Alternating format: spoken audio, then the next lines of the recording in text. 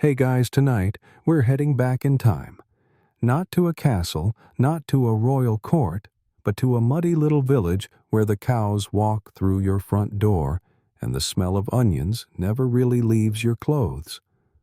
You're not a queen. You're not even a lady in waiting. You're just you. And tonight you're pregnant in a medieval village. Picture this. You wake up on a straw mattress that's poking you in all the wrong places. There's a draft coming through the hole in the thatch roof above your head, and something small and furry may or may not be nesting by your feet. You shift to your side, and your stomach rolls, not because the baby's kicking, you're not even showing yet, but because you're about to retch into a wooden bucket you keep by the bed for just such mornings. You probably won't survive this, just statistically speaking, but we'll walk through it together. So before you get comfortable, take a moment to like the video and subscribe, but only if you genuinely enjoy what I do here. And hey, drop your location and your local time in the comments. I always love seeing where and when you're listening. Now dim the lights. Maybe turn on a fan for that soft background hum, and let's ease into tonight's journey together. You probably don't remember the moment of conception. There was no candlelight or soft music, just cold feet, scratchy wool, and maybe a quick prayer afterward that this time it wouldn't take. Or maybe it would take. Depends on who you ask. In a medieval village, getting pregnant isn't a private decision, it's public property. You don't even need to say anything. Your neighbors will notice when you gag at the smell of bacon or throw up in the barley field. She's got the sickness, someone mutters, and suddenly your entire uterus is a topic of public debate. Except the sickness might also mean you're cursed, afflicted by demons, or experiencing divine punishment. That's always a fun guessing game before your bump starts to show. You'd think someone might ask how you feel. They won't. The priest says you're blessed. The old woman with no teeth says you're doomed. And your neighbor's goat keeps staring at you like it knows something you don't. You might try to keep things under wraps, literally and figuratively, but good luck with that. There's no pregnancy test, no secret appointment. There's just a gut feeling followed by nausea-missed cycles, and your body slowly becoming inconvenient. Historians still argue whether medieval women had any way to discreetly track their own fertility. Some say they used moon phases or plant-based teas. Others think they just guessed and hoped. Spoiler, the guess and hope method has a very low success rate. By week 5, you're already adjusting your daily routine to avoid vomiting into the bread dough. Not that it matters. You're still expected to make the bread. Morning sickness, more like morning midday and evening inconvenience. The village isn't going to pause because your stomach turns at the smell of salted fish. There are goats to milk, herbs to gather, and someone has to pluck the lice out of the straw mattress before your in-laws visit. Oh yes, in-laws. They've already started making comments. You're glowing, they say, which in modern terms would mean radiant, but in medieval terms probably just means sweaty and pale like a sheep in heat.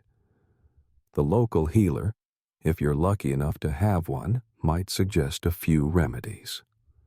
Try chewing some mint leaves, or hanging dried lavender over your bed, or tying a chicken bone around your ankle to ward off evil spirits. None of these things work, but you do them anyway, because at this point, you'll try anything. Meanwhile, your husband may or may not have noticed. If he's the helpful sort, he might fetch water for you, maybe even cook a gruel that won't make you retch. If he's not well, he's at the tavern telling his friends you're acting funny again. You are indeed acting funny. because your body is changing faster than a tax collector's mood swing. Your sense of smell. It's gone rogue.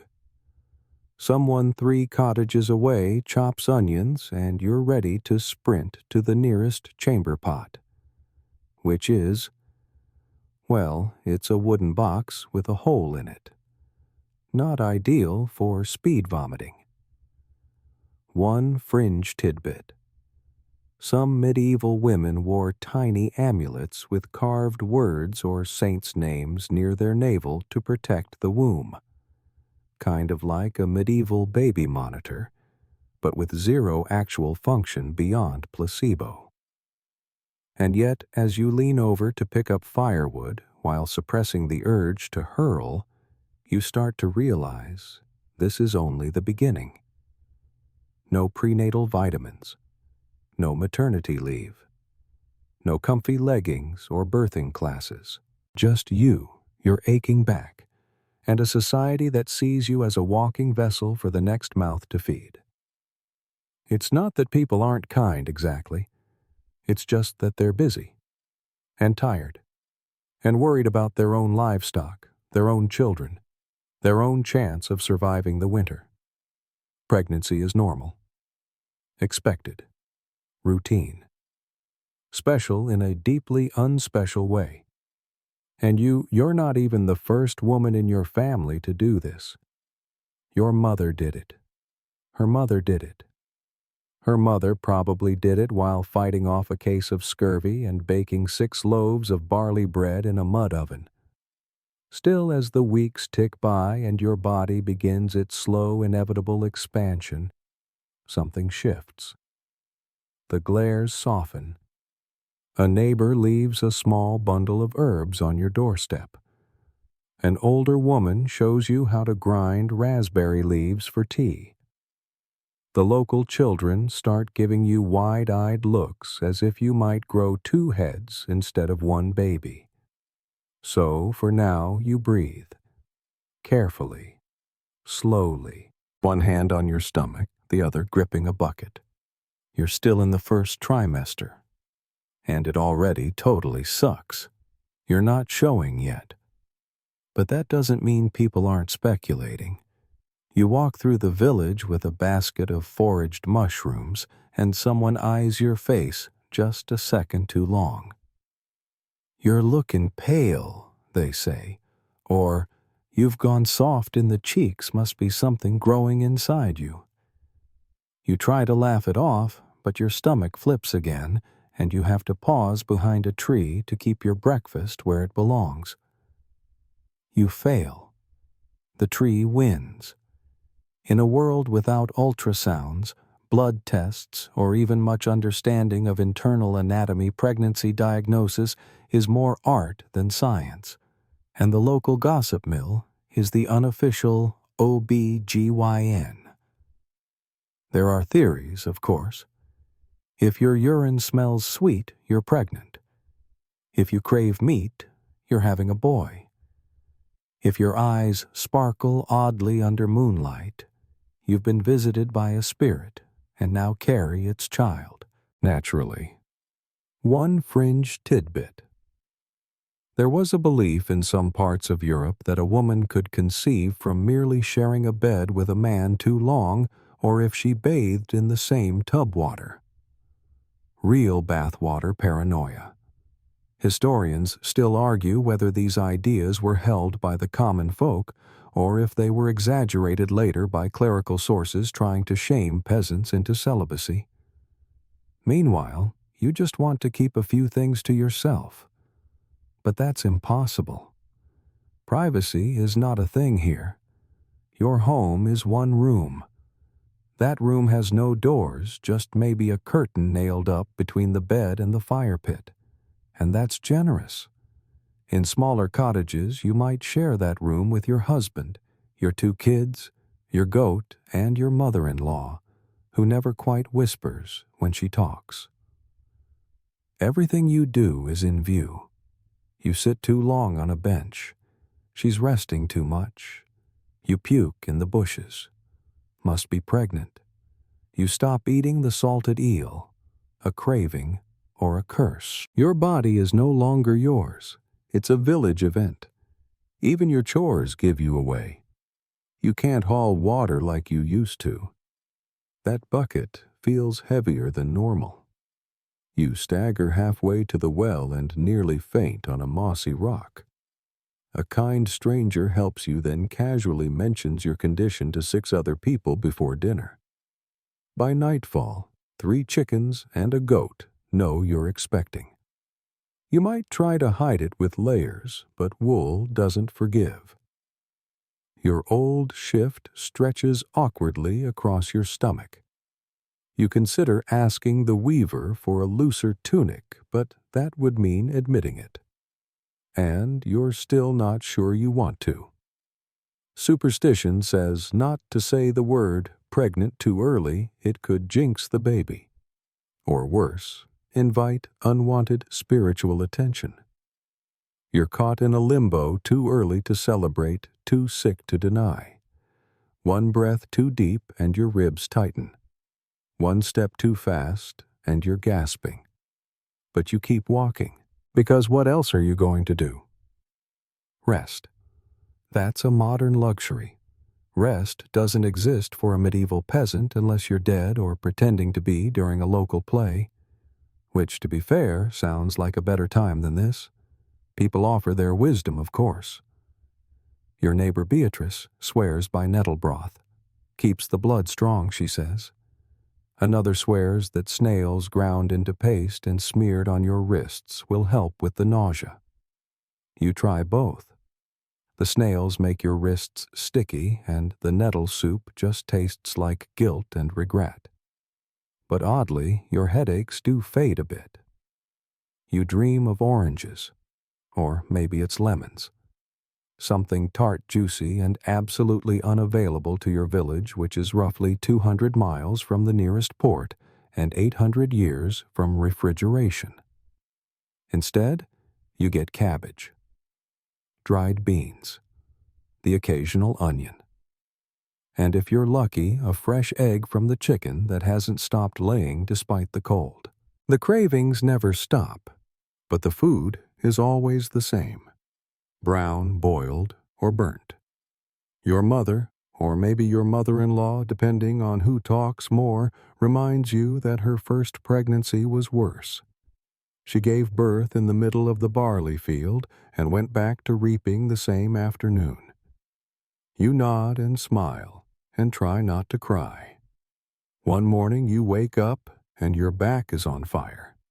Not literally, but it might as well be. You stretch, twist, try to sit up, and it feels like your spine was replaced with a wheel of wet cheese. You groan and collapse back down. Someone in the next bed laughs. You have no idea who. Could be your toddler. Could be your uncle. Could be a ghost. Let's talk about ghosts for a second. There's a quiet belief among villagers that the souls of unborn babies can linger. Some say they return to guide their siblings. Others say they cause mischief, stealing sleep and hiding needles. You don't talk about miscarriage directly. It's too raw, too real, but everyone knows someone who's been haunted. So when you feel a sudden stillness one afternoon, no nausea, no pulling in your stomach, no fluttering, you panic. Just for a moment. You sit very still. You say a prayer. You press your hand to your belly like that will fix anything. It passes. The next day your stomach rolls again and you throw up in the thatch. And somehow that's comforting. You try to keep a sense of humor. Sometimes it helps. Sometimes you imagine what it would be like to be pregnant in the future. Maybe there are beds that float or little musical boxes that tell you how your baby is doing, or pills that make the pain go away. That sounds like witchcraft. But so does having your own bedroom. And through it all, life continues. You wake before dawn. You tend the fire. You feed the hens. You pretend the baby isn't draining every drop of strength from your body. And when someone asks how you're feeling, you lie. I'm fine, you say, because what else can you say? It's too early to be excited. Too late to pretend nothing's happening. You're caught between the whispers of the village and the thunder of your own body. Privacy in your village is a luxury even the Lord doesn't quite possess. And you're not a lord. You're a woman with a secret that's growing harder to hide, though soon it won't be a secret at all. You'd like just a few moments alone, maybe to breathe without comment or to cry without consequence. But that's not how village life works. Every moment is shared.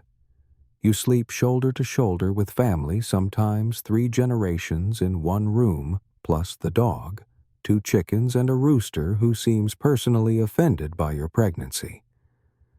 You wash your body in cold water behind a curtain, and even then someone asks, "What's taking so long?" You try to rest, but someone always needs something. A stitch fixed, a baby fed, a pot stirred, a goat dragged back into the yard. In the background, your morning sickness lingers. Except now it's not just mornings. It's surprise waves of nausea like the sea if the sea came with mud floors and the smell of boiled cabbage. Your stomach churns during chores. You retch beside the fire pit. You puke behind the haystack. You begin to name your vomiting spots like landmarks on a depressing little pilgrimage. Someone makes a joke about how many buckets you've gone through. You laugh along. It's easier than explaining that your ribs hurt, your hips feel loose, and you cried the other day because you accidentally dropped a carrot. In the rare, quiet hours, you sit outside on a stump and try to imagine what's happening inside you. There's no mirror, no book, no comforting midwife telling you what size your baby is in fruit metaphors. Just whispers and guesswork. You hope it's healthy. You hope it's human. That second one's not sarcasm. There's a whispered fear in the village about unnatural births. Babies with hair all over, or extra fingers or teeth already in their mouths. Some say they're changelings swapped by fairies in the womb. Others say they're omens. Warnings, curses. No one's really sure. Historians still argue whether medieval people truly believed in changelings or whether it was a coping mechanism for births with visible abnormalities. Still, the fear exists, and fear in a village with no doctors spreads faster than fire in dry hay. Someone once told you about a birth where the baby cried like a cat. Another where it didn't cry at all. That woman wasn't seen much after. You don't ask questions. You just press your palm to your belly and try to imagine fingers forming. Toes. A heartbeat. One curious thing about medieval life. The village isn't built around comfort. It's built around witnessing. You can't be pregnant in secret because everyone is watching. Watching for signs. Watching for weakness. Watching for miracles. So you put on your brave face. You keep stirring the stew even when your back cramps. You keep nodding when the older women say your cheeks are rounder. You smile when someone asks if you're hoping for a boy. Of course you are.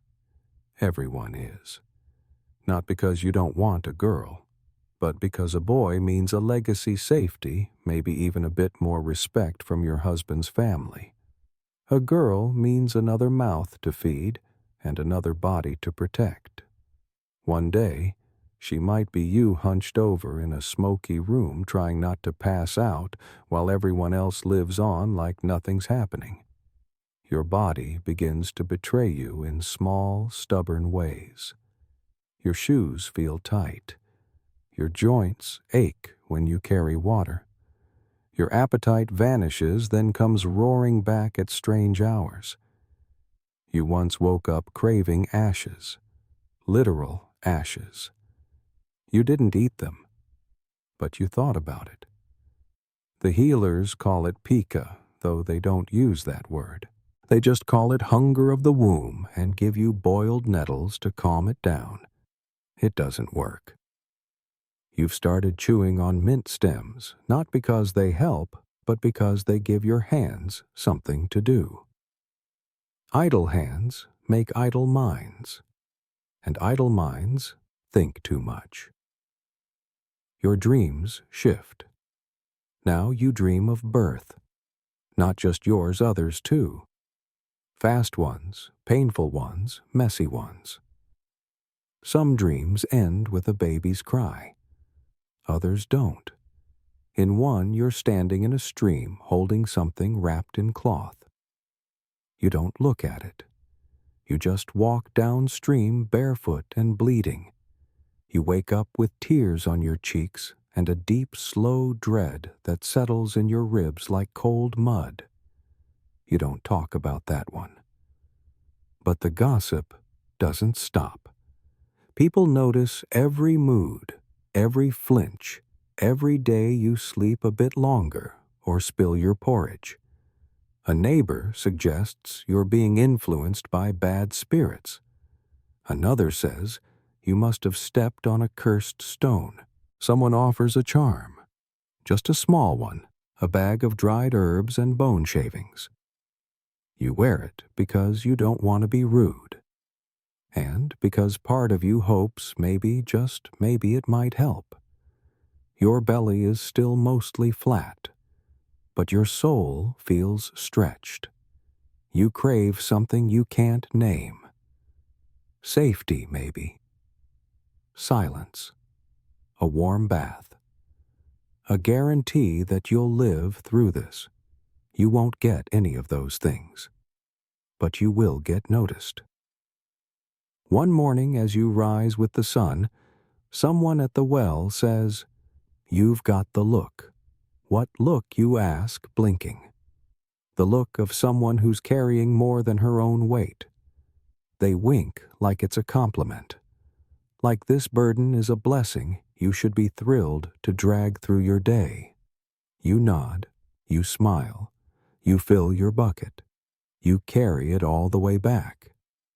Because what else are you going to do? You wake up craving something sour, something biting and sharp, something that doesn't taste like soggy peas and regret. But all you have is more barley mash and yesterday's stew. The flavor is gray. The texture is betrayal. You dream about lemons again, about biting into one and feeling your mouth pucker, your senses jolt. You wonder if you'll ever taste anything that exciting again. But here in your little thatched world, sour is a luxury reserved for the nobility or for those lucky enough to live near a port that hasn't been shut down by plague or pirates. You're pregnant and you're hungry, but not in the way that makes sense.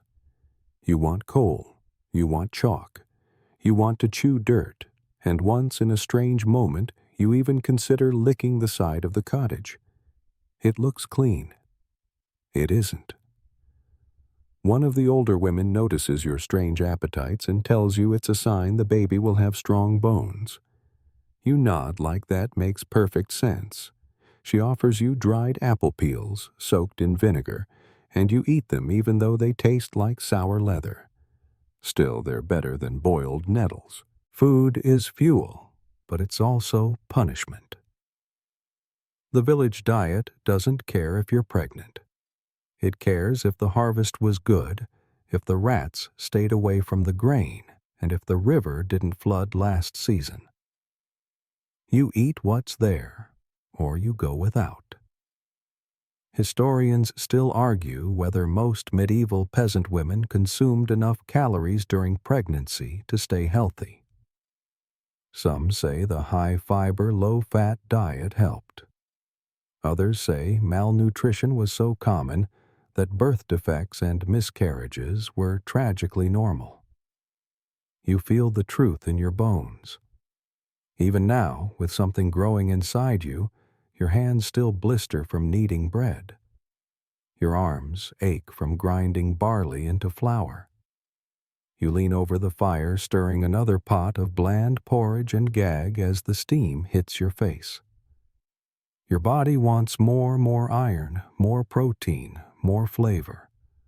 But your world offers turnips, onions, cabbage, and root vegetables that taste like boiled sadness. Once in a blue moon, someone brings salted herring from the next town over, and you eat it like it's treasure. But the salt swells your ankles, and now your shoes don't fit. You ask your husband if he can trade for fruit at the next market. He says he'll try. He brings back a bruised pear. You cry over it. You don't know why. The crying just happens now. Sometimes you sneak little bites of clay from the riverbank just to feel something different on your tongue. No one sees. Or maybe they do and just pretend not to. You're not alone in this, not really. Other women nod knowingly when you mention the odd cravings. One says she once drank rainwater from a hoofprint and swore it helped her nausea. Another tells you to suck on a burnt twig. You try both. Neither works. But it feels good to try something that's just for you, even if it's mildly insane. There's no such thing as eating for two in your world. You eat for one and hope the second one gets what they need. And when someone sees you eating a second helping, they smirk and say, "Hungry little demon in there, eh?" You want to smile. You don't. You don't get to rest between meals. There's no comfy chair, no supportive pillow. You eat with your back, bent knees, sore eyes darting toward the next task. The only time you sit down is to sew, and even then it's on a hard bench that wobbles when you breathe too hard. Sometimes you walk to the edge of the woods and pick berries. You know which ones are safe, your grandmother taught you. You pick slowly, humming to yourself, listening to the rustling leaves and the distant clink of a blacksmith's hammer. It's quiet here, the only place that is. You eat a handful of wild strawberries, small and bitter, but fresh. For a moment, you close your eyes. You imagine they're part of a cake. A real one, with sugar and cream and softness that doesn't exist here. Then you hear the call of a neighbor's child, and your moment ends. You turn back toward the village stomach, grumbling hands stained red. You think maybe you'll have a healthy baby. Or maybe you won't. Maybe the turnips and barley mash aren't enough. Maybe the clay you nibble is a mistake. But for now, you keep walking. You keep eating. You keep trying. Even if every bite feels like a compromise between survival and surrender. Because here, pregnancy doesn't earn you comfort. It earns you more reasons to endure. You know your midwife. Or at least, you think she's your midwife. She's also your neighbor, your cousin's godmother, and the woman who makes willow bark tea strong enough to curl your toes. Her name might be Aldrida, or Hilda, or something that sounds like someone yelling while sneezing. She's not licensed because licenses aren't a thing, but she has caught over a dozen babies and lost only, well, fewer than some. She has hands like leather, a pouch full of herbs, and an expression that always looks like she knows something you don't. She visits occasionally unannounced, usually when you least expect her. You might be ankle-deep in a pig pen or elbow-deep in bread dough when she appears like a forest spirit who smells vaguely of garlic and goat fat. Today, she checks your pulse, not on your wrist, but on your neck, whispering a rhyme under her breath. Then she touches your belly with flat palms and nods solemnly. "You'll carry low," she says. "That means a boy. Or maybe it means twins. Or liver trouble. Hard to say." You blink. She pours a mixture of ground valerian and dried chamomile into your hand and tells you to drink it with warm water every morning. "For your nerves," she says, "and for the dreams." You haven't told her about the dreams. Somehow she knows. That's the thing about midwives in your world. They are part healer, part whisperer, part local legend. They don't have textbooks, but they have memories of births that went well and births that went sideways and never came back. They carry knowledge that doesn't belong to them, passed down in breathy stories and muttered secrets often mixed with superstition. They speak in signs. If your nipples darken early, it means the baby will come quickly. If your skin glows, you're having a girl. If you crave meat, the baby will be stubborn like a goat. Historians still argue whether midwives leaned more on practical experience or folkloric ritual. Truth is, it's both. The lines blur. There are real skills at play, feeling for the position of the baby, knowing when labor has stalled, applying pressure to ease a breach. But there are also spells, chants, charms sewn into hems, and prayers said over bowls of steaming water. One fringe tidbit. Some midwives in Northern Europe believed tying a braid of human hair around the thigh could ease delivery. No one agrees on whose hair worked best, maiden mother or the village fool. Your midwife smells like mugwort and ash. She tells you to avoid sleeping with your feet pointing east and not to step over a cat, especially a black one, while pregnant. You smile politely. You don't dare argue. She's your only real help.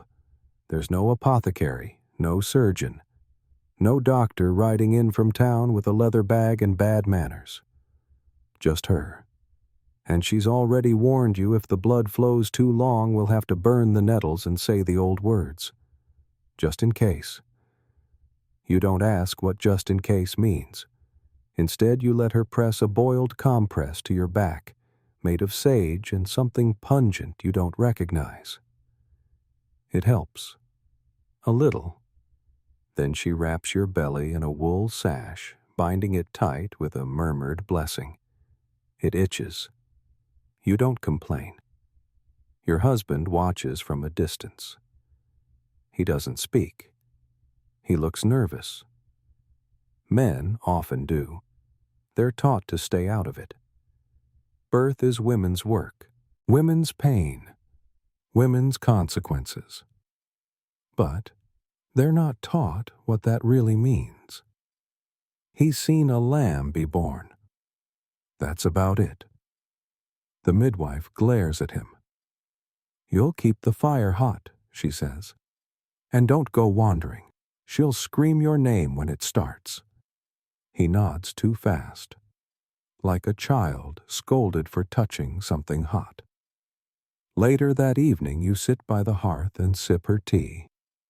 It tastes like bitter hay and old shoes, but it settles your stomach for the first time in days. You wonder if it's the herbs or the ritual. Maybe both. She leaves just after dusk, a sack over her shoulder, muttering about bad weather and restless spirits. You watch her fade into the dark. You don't trust everything she says. But you trust her, because in a world without maps or medicine, your midwife is your compass. And when the time comes, her hands may be the last you ever hold.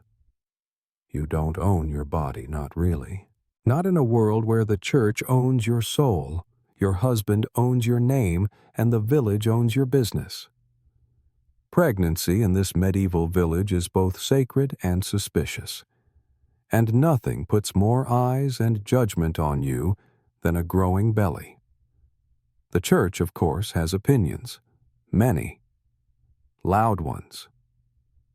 Your local priest delivers them weekly from a crooked wooden pulpit that groans with every shift of his weight. He doesn't speak directly to you.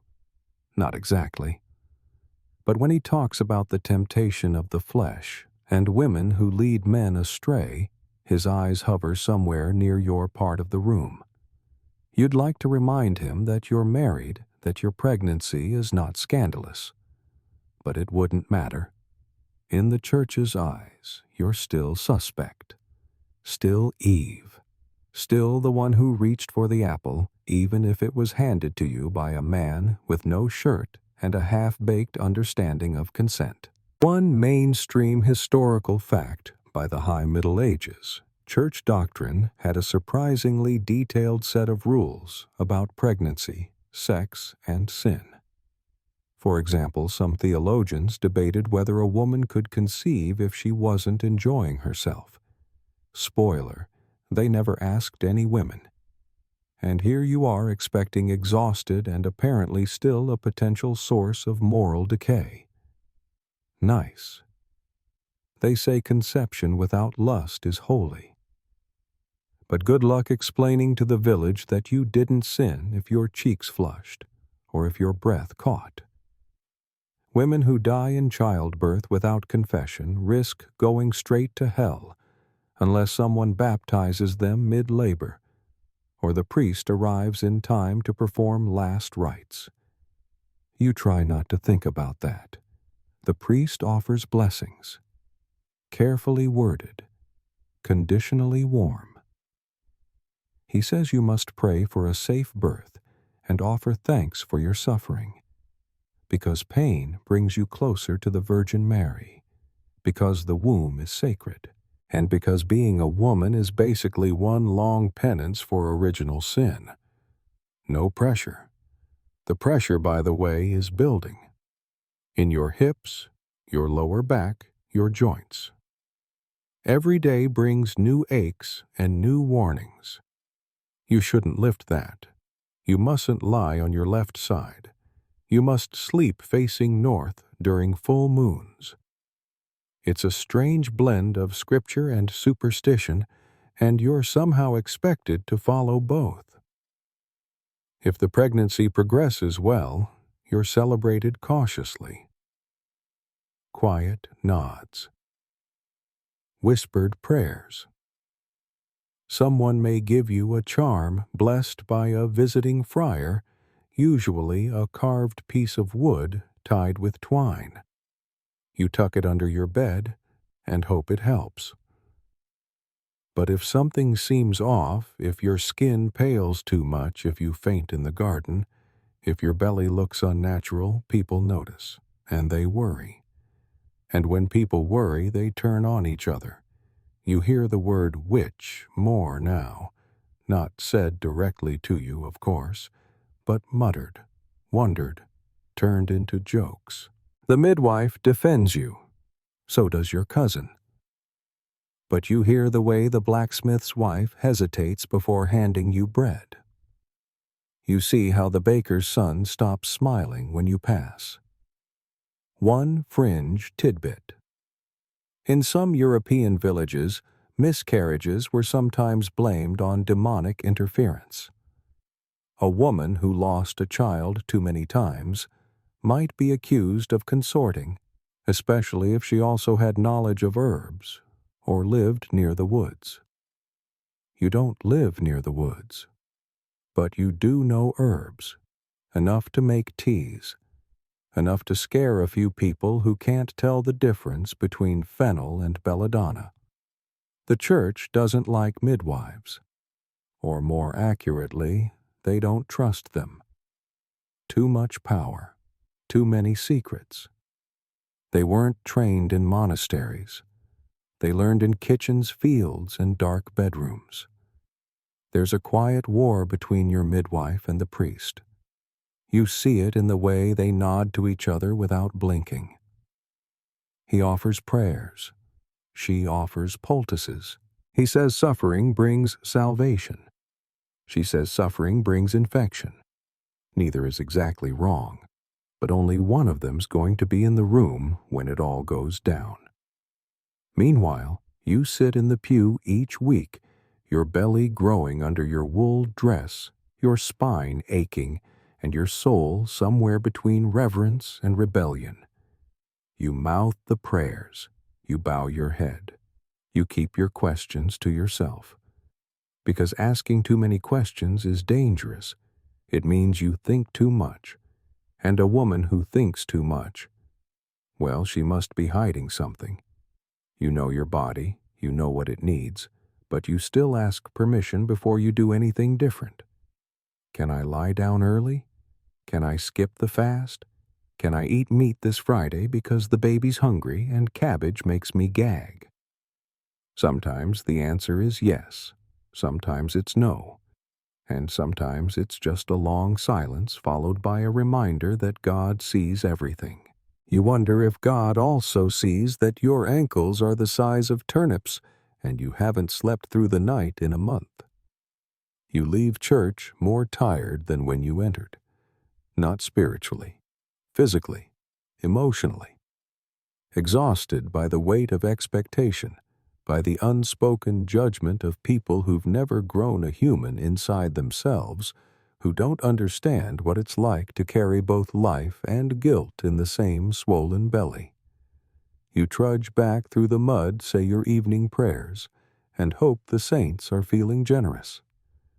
Because tomorrow you'll need their mercy, and probably another cabbage. You're at the market, or what passes for a market in your village. A few tables, a slab of stone, and some baskets filled with sad-looking turnips and slightly less sad-looking onions. You're there to trade a bundle of wool for salt, but as you reach for your pouch, your dress pinches in a way it didn't yesterday. The fabric pulls at your belly. The seams groan under the pressure, and suddenly it hits you. Nothing fits. Not anymore. There are no maternity clothes, no stretchy panels, no kindly shop assistant with a measuring tape and a reassuring smile. There's just you, and a dress that now feels like it's plotting your downfall. At home, you sort through your small pile of clothing, most of which is made of heavy wool and smells faintly of smoked sheep and whatever you ate last week. Everything is too tight or too scratchy, or both. You try letting out the seams. You try layering looser shifts. But there's no hiding your bump now, and the friction of coarse wool against sensitive skin is enough to make you fantasize about nudity. Permanent nudity. You consider it, briefly, but there are rules. And modesty isn't just a suggestion, it's a virtue. A woman exposing too much skin might invite stares, whispers, or worse. People assume things. They assume quickly. And they don't unassume. So you make do. You loosen your girdle if you wore one. You hitch your apron higher and hope no one notices. You stitch a side panel into your shift using scrap linen, and even though it looks like a disaster, it gives you one precious inch of breathing room. One mainstream historical fact. Most women in medieval Europe owned 2 to 4 outfits total, often made by hand and repaired until they nearly fell apart. Pregnancy didn't change that. There was no special wear. You just adapted what you had, or you suffered in silence.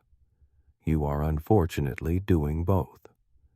Some of the older women shake their heads when they see your makeshift outfit. You're showing too soon, one mutters. Tied it wrong, another clucks. No one helps, but everyone has an opinion. Your feet don't fit into your old shoes. Your breasts ache every time you tie your bodice. You try to use bits of cloth as padding to ease the pressure, but it only makes everything hotter. The summer heat turns your body into a furnace, and you start avoiding the hearth, not because you don't want to cook, but because you don't want to melt. One fringe tidbit. Some records show that medieval women used belly bands, simple linen sashes to support the stomach as it grew. Sometimes they were blessed by a priest. Sometimes they were wrapped with charms sewn inside. One woman reportedly embroidered her sash with the phrase, "God knit me in my mother's womb a sort of spiritual elastic band." You want one of those. Desperately. Instead, you settle for twisting a scarf into something vaguely supportive and hoping it doesn't fall apart while you're chasing chickens. Again, your husband tries to help. He offers to fetch you a new pair of shoes from the cobbler in the next village. It's sweet until he returns with something made of stiff leather and clearly built for a man's foot. You thank him, then cry for 10 minutes. He looks terrified. You tell him it's not his fault. It is a little. You start walking slower, sitting more often. Every step feels like hauling bricks inside your bones. Your lower back tightens. Your hips start to ache at night, and no position feels right. There's no pillow, just a stuffed sack that smells like barley and regret. You wish for softness, for something smooth. Silk, maybe. But silk is for nobles and brides. You're just hoping your dress doesn't split open in public. Historians still debate how women managed comfort during pregnancy when options were so limited. Some believe they simply endured. Others think community networks offered help trading tunics, altering clothes, whispering secret ways to soften rough wool with plant oils or repeated washing. You try one of those methods. You soak your shift in a mix of vinegar and sage water, then scrub it with a flat stone and hang it in the smokehouse. It smells like salad and ham for 3 days, but it is a little softer. Progress. Still, you feel the weight of being visibly pregnant now. The eyes, the expectations, the comments about how large you are, how round you've become. No one means harm, but each word adds pressure to a body already stretched like over-kneaded dough. Children stare. Some touch your belly without asking. One of them says, "Is it twins?" You smile and resist the urge to scream. Another asks if the baby's going to come out your mouth. You lie and say maybe. The worst are the women who mean well.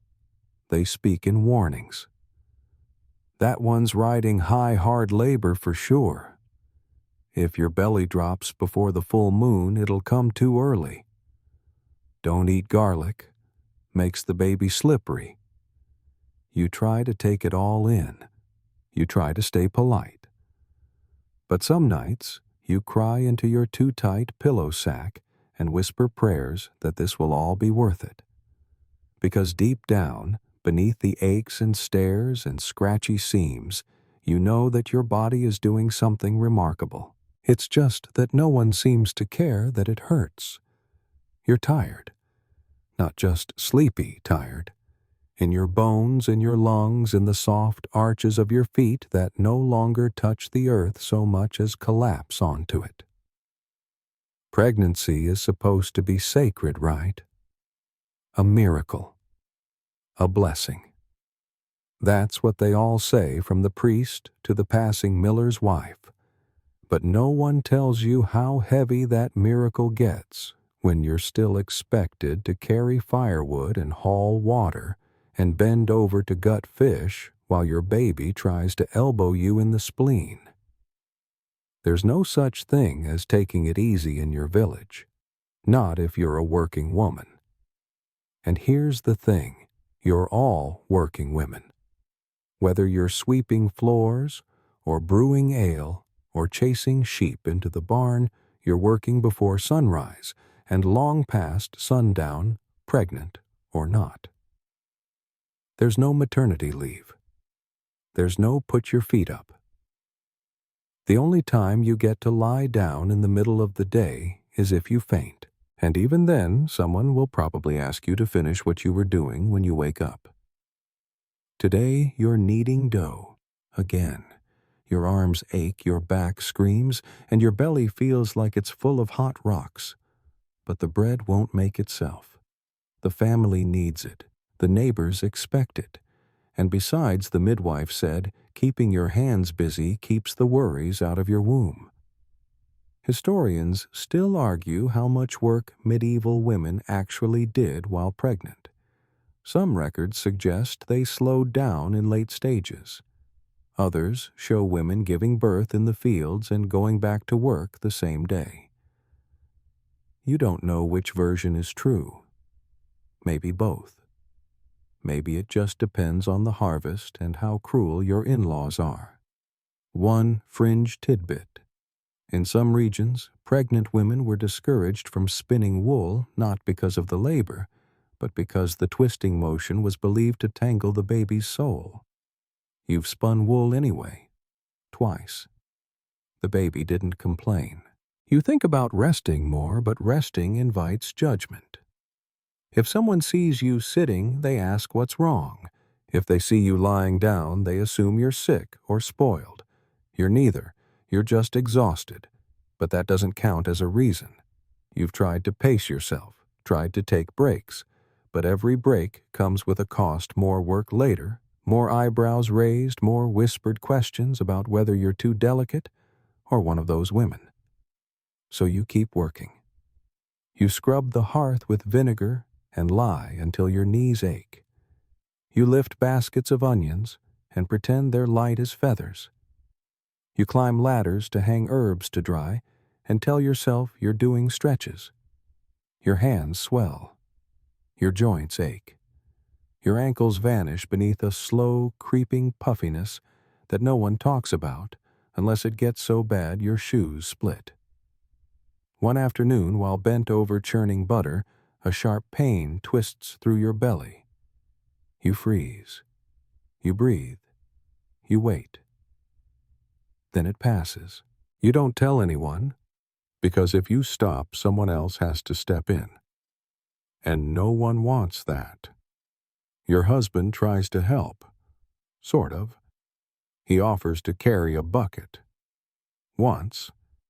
Then he spills half of it and spends the next hour sulking like he's the one growing a spine in his abdomen. You ask him to fetch firewood. He brings back a twig bundle that wouldn't warm a single foot. He means well. You know he does. But men weren't raised to see this work. They think pregnancy is like a slow walk through the meadow, not a daily wrestling match with gravity. At night, when the work is done, or at least paused, you sit by the fire, your legs cramping, your eyes stinging with smoke and exhaustion. No one thanks you. They just assume you'll do it again tomorrow. And you will, because there's no other option. You're not just making a baby. You're still making dinner, making clothes, making candles, making peace with the fact that you are expected to do it all. Swollen ankles be damned. Your mother tells you this is normal. Her mother did it. Her mother, too. Work keeps the mind clean, she says.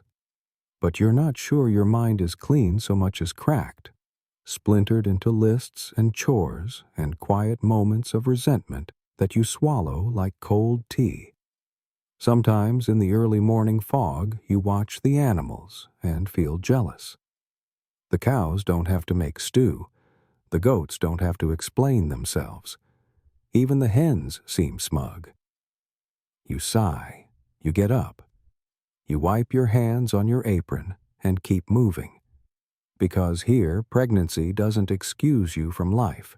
It just makes life heavier. There's no pamphlet, no birthing plan, no pre-registered bed in a clean, quiet place.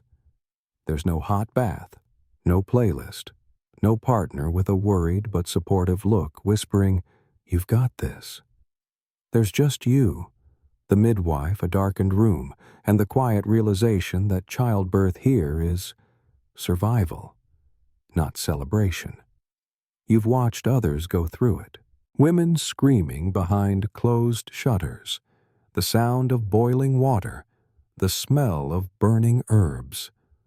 Sometimes a baby's first cry follows, and sometimes just silence, the kind that makes the village pause for a moment. Then life continues. Now it's your turn to prepare, which means not much. There's no hospital bag to pack, no schedule, no epidural waiting in a refrigerated cart. Your preparation involves two main steps: praying you live and finding something sturdy to bite on. Maybe the leather strap, maybe the edge of the bed frame. One woman once bit through a wooden spoon. They buried it with honor, like a war medal. The midwife visits again. She checks your belly, listens somehow by placing her ear to your skin and closing her eyes. "It's coming soon," she says. You ask how she knows. She shrugs. The way you breathe, the way you wince.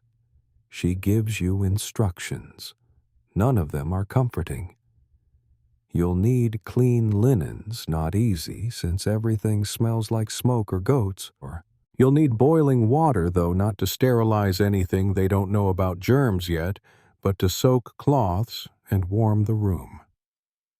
And you'll need women, relatives, neighbors, whoever's willing to help and not faint. Historians still argue whether early labor practices varied greatly by region or class. One thing's certain: poor village women birthed at home, usually in the same bed where they conceived, likely surrounded by the same blankets and possibly a few confused chickens. You're told not to sit in the doorway. Old belief says it'll trap the baby halfway. You're told to avoid salt the day before to keep the blood flowing smoothly. You're told a saint's relic, if you can find one, should be placed under the bed. There are no saints here, just old women and rough-hewn faith. You want reassurance. You want someone to tell you it'll be fine. But everyone's too honest for that. Too quiet. They've seen how fast things can turn. The midwife shows you the birthing stool. It's wooden, three-legged, with a hole in the center and faint stains no one talks about. It's stored in someone's barn and only dragged out for special occasions like death and life, which in this village are basically the same party. One fringe tidbit: some midwives would place sharp iron objects like scissors or a sickle beneath the bed during labor to ward off evil spirits. You laugh when you hear it. Then you quietly place your sewing shears under the mattress, just in case. Your dreams change. They're filled with water, deep red waves, tunnels, faces you don't recognize. You wake drenched in sweat, unsure whether it was a vision or just your nerves staging a coup. You try to stay calm, try to be ready. But your body is a mystery, and it's not sending clear signals. Your belly drops. That much is clear. People notice. They say you're ripening like you're a fruit about to fall off the tree. Your husband starts sleeping closer. Not for romance, he's just nervous. He dreams you'll wake him in the middle of the night screaming. He's not wrong. He offers to fetch the midwife when it's time. You say thank you. But deep down, you know he'll panic and probably cry. You've seen grown men sob when the blood starts. You've seen them run outside, throw up behind a tree, and claim they were just praying. You wonder what kind of animal you'll become when it starts. You've heard of women biting through cloth, tearing at their hair, digging their fingers into wooden beams. You've also heard of women who stayed silent, who stared at the ceiling and pushed without a sound like the pain belonged to someone else. You're not sure which one you'll be. Maybe both. You gather what little you can. Clean rags, a soft cloth for swaddling, a small wooden bowl in case you vomit, a cup carved with a cross. You sit with your back against the hearth and breathe in the smoke. The baby shifts. Your whole body shifts. You're not ready, but you will be, because there's no other choice. And when the first pang comes slicing through your spine like a drawn bowstring, you'll know. It begins the way thunder does quietly, then all at once. A tightening across your belly deeper than anything you felt before. Not like hunger. Not like a cramp. Like your body is folding inward on itself, whispering, "This is it." You pause mid-step, drop the bundle of kindling in your arms, and lean against the nearest wall, breathing through your teeth. Someone notices. They always do. A neighbor's eyes widen. She says nothing, but turns on her heel and sprints, yes, sprints, to find the midwife. The pain fades like a tide drawing back from the shore. Then it returns a little stronger. You're not alone for long. The women come like birds called to roost. Your mother, your cousin, the midwife. One neighbor with rough hands and another with a quiet voice who brings a bowl of warm water and a rolled cloth to bite. They say little. They know what's coming, and so do you. You are helped into bed, or onto the stool, or perhaps to the floor, depending on what feels right, because the baby decides and you are no longer in charge of anything. They close the shutters, though it's not yet dark. The room dims. A candle is lit, casting flickering shadows that dance across wooden beams and anxious faces. The door is barred not to keep people out, but to keep spirits from slipping in. The midwife presses a hand to your belly, nods, says nothing. You're given a cup of warm ale mixed with crushed herbs. You drink it because you must. It tastes like boiled moss and metal. Then the pain returns. Not a wave this time. A storm. It wraps around your back, squeezes your lungs, forces you to your knees. You forget everything. Words, time, names. There is only the ache and the pressure and the sound of your own voice, louder than you meant it to be. You scream. And that's okay. The midwife murmurs something in a language you don't recognize. One of the women starts to hum. Another soaks cloths in the hot water and wipes your forehead. There's no counting, no timing contractions, just instinct. When to push, when to breathe, when to beg for it to end. One mainstream historical fact. In many medieval villages, women gave birth in semi-squatting positions, or seated on birthing stools with other women supporting from behind or at the sides. No stirrups, no anesthesia, just gravity and pain. You bear down, you cry out, you sob into a fistful of your shift. Hours pass, maybe minutes. Time has stopped making sense. You hear your husband's voice outside the door, soft, unsure. Is she all right? He asks.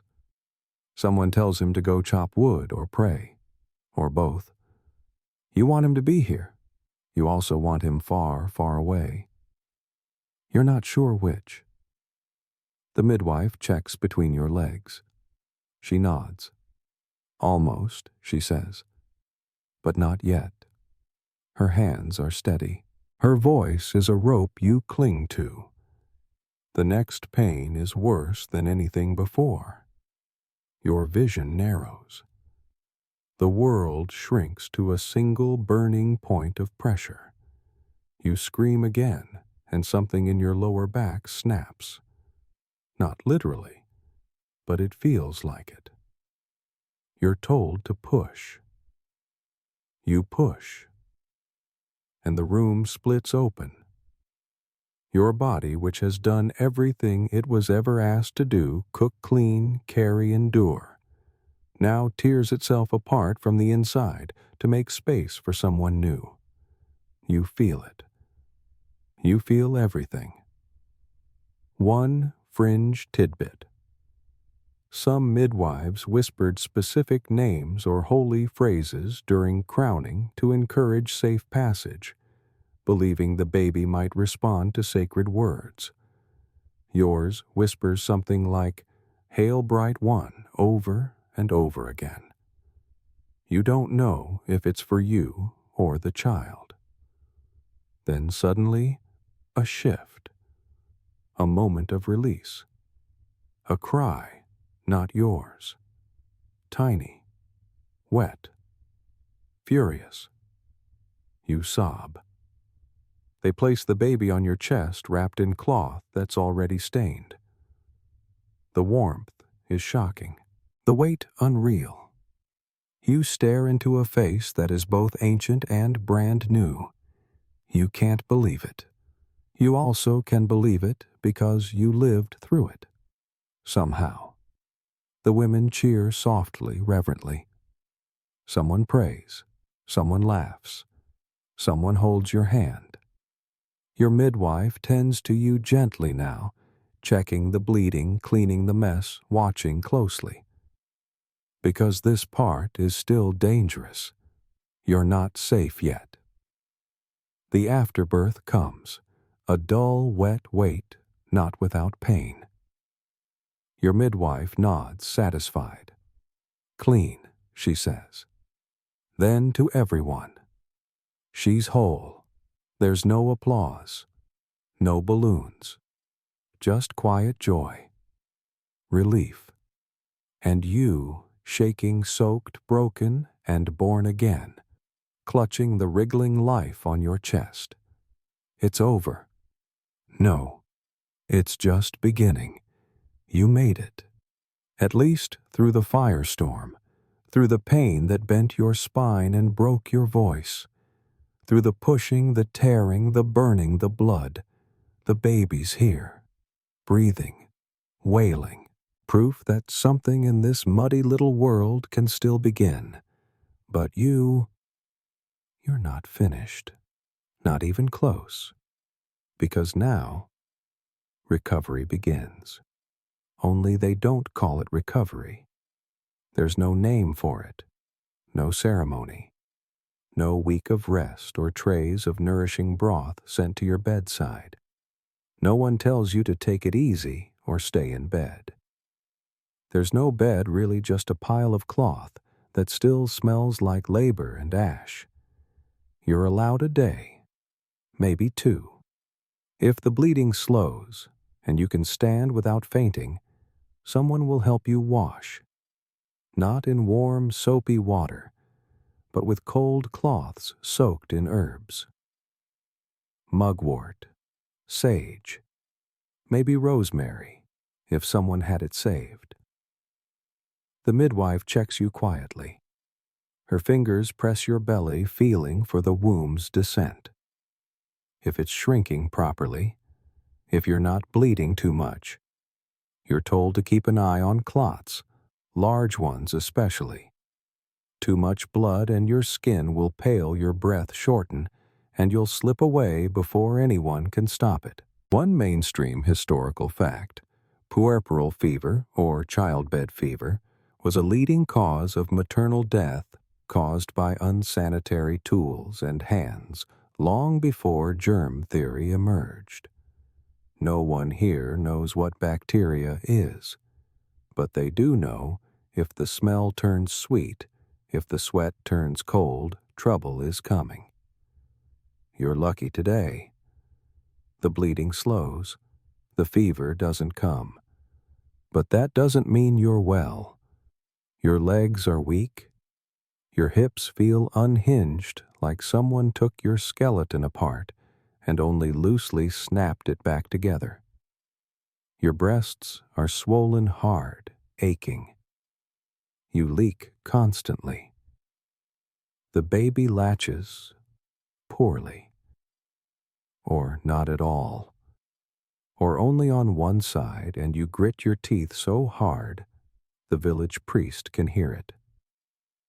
Your stomach is soft now, sagging like a half-empty sack. You touch it and flinch. It's unfamiliar, tender, marked with lines that weren't there before. You cover it quickly. Not out of shame exactly, just uncertainty. Your body isn't yours yet. Maybe never will be again. And the chores? Oh, they're back. The baby's been alive for 2 days and already someone's asking if you can help mend a tunic. Someone else wants to know if you'll be at the harvest meeting next week. You laugh bitterly. They think you're just done now, as if everything stops with the first cry. But everything starts with it. Your other children, if you have them, are tugging at your sleeves. Hungry, needing. Your husband is trying. Truly.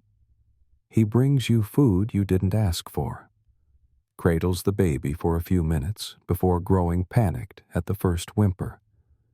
He doesn't see your hands shaking when you try to lift the infant again.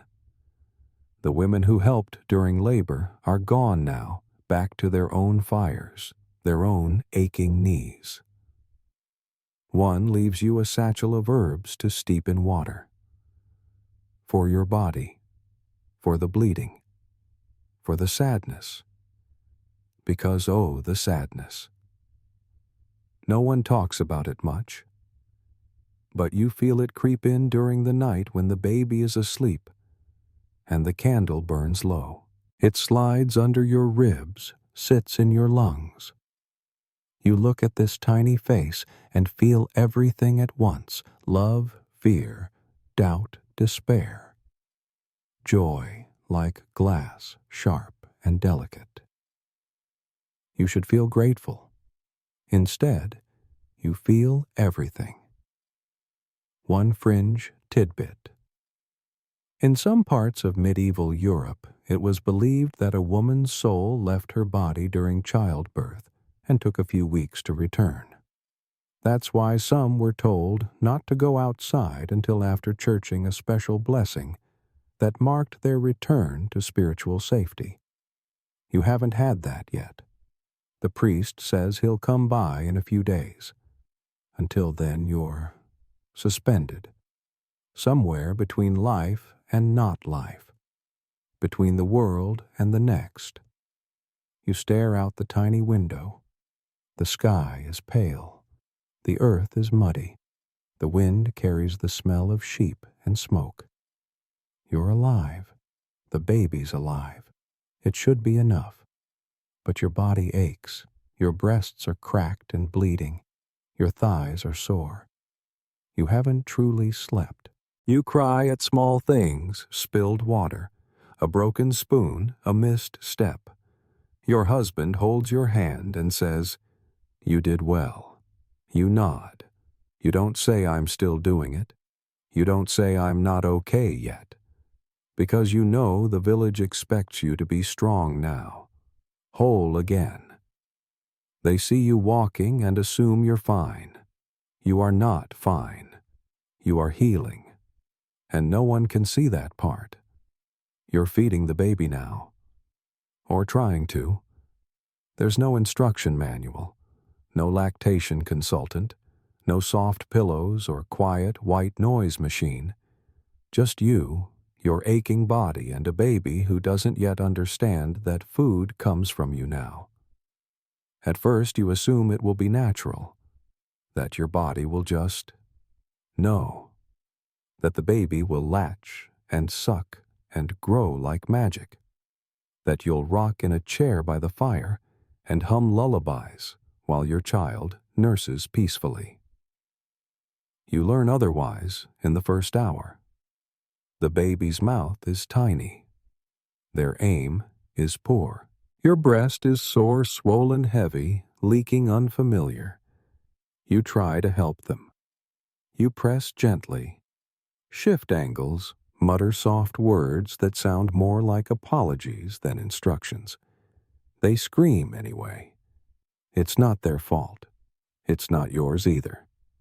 But that doesn't make it easier when you're 5 attempts deep and your nipple feels like it's been sanded down by a very angry carpenter. The midwife tells you to keep trying.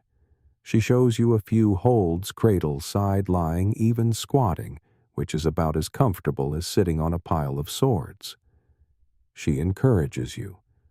But after the 3rd day, she's gone again, and you're on your own. One mainstream historical fact. Breastfeeding was expected and virtually universal in the medieval world. There were no bottles, no formula, no safe alternatives. Wet nurses existed, but only for the nobility or in cases of extreme emergency. Everyone else, you nursed, or the baby died. The pressure is real, and your body isn't cooperating. Your milk is slow to come in, or it comes too fast, soaking through your shift and pooling under your arms as the baby sleeps through their cue. Your breasts throb hard as stone, and your skin burns. You try warm cloths, gentle massage. One neighbor swears by cabbage leaves. Straight from the garden, she says. Cold and crisp. You tuck 2 under your shift and hope no one notices the faint smell of stew clinging to your chest. You try not to cry, but it happens anyway.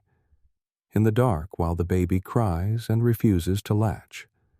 In the morning when your body starts leaking the moment you hear their wail. Your husband doesn't know what to do. He offers you bread. You want to throw it at him. He means well. He says, "You're doing great. You don't feel great. You feel sore, empty, trapped, because this baby needs you constantly. There's no feeding every 3 hours. It's every time they stir, squirm, squawk. Day and night blur together in a haze of milk and fatigue. You doze sitting up. You sleep in short bursts. You dream of sleep the way a starving person dreams of a feast. The baby gains weight, slowly. You watch for signs, fuller cheeks, less frantic crying. You count wet cloths. You watch their mouth like a storm watcher tracking clouds. Every latch is an experiment. Every successful feed feels like a miracle. But there are days when it goes wrong, when they bite, when they won't wake. When your milk clogs and your breast swells into a hot, angry thing, you think you have a fever. You hope it's not infected. You press garlic poultices to your skin, even though the midwife said it was more tradition than treatment. You wish for help, for rest. But there's none, not really. The village doesn't pause for new mothers. The goats still need milking. The hearth still needs tending. The other children, if you have them, still need food and reassurance and stories at bedtime. You're not excused, just expanded. A woman with more to carry, more too. One fringe tidbit. Some women hung herbs like fennel and dill near their beds during breastfeeding, believing the scents would calm both mother and child. You try it. Your room now smells like pickles. The baby doesn't seem to mind. Nursing becomes something you do while doing everything else. Stirring porridge, rocking the cradle with your foot, arguing with your husband about firewood. It becomes a second heartbeat, always there, always beating. And when it works, when the baby latches, feeds, and falls asleep against your chest, it's beautiful. Sacred. A moment carved out of the chaos. You run your fingers through their hair. You breathe in their scent. You whisper that you love them, even if your nipples hurt like fury and your back is one wrong bend away from collapse. But there are also nights when you wish someone else could do it, just once. That someone else would take this small, hungry creature and give you a single hour to lie in silence, to float outside your body, to not be needed. And then the baby stirs again, and the ache returns, and you undo your shift with trembling fingers already sore, already leaking. Because this is what feeding looks like here. Not gliding through candlelight in soft robes, but cracked skin, cabbage leaves, sleepless nights, and the quiet dignity of getting through one more feed. You name the baby. Eventually. Not right away, not the moment they're born, not the first time you hear them cry.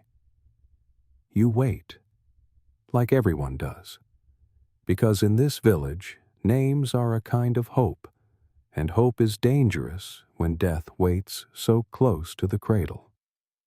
You don't say it out loud, but it's understood. The first few days are a test. Will the baby survive? Will they breathe through the night? Nurse in the morning, open their eyes without cloud or yellowing.